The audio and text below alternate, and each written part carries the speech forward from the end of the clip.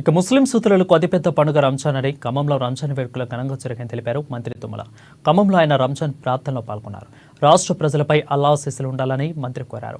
BRS MP అభ్యర్థి నామా నాగేశ్వరరావు సైతం రంజాన్ వేడుకల్లో పాల్గొని రంజాన్ శుభాకాంక్షలు తెలిపారు.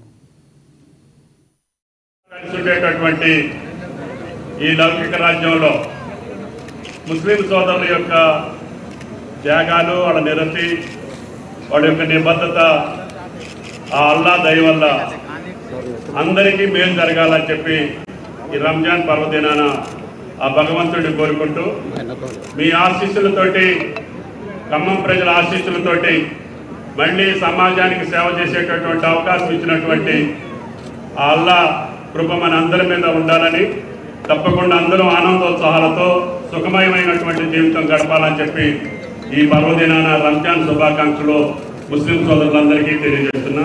Thank you.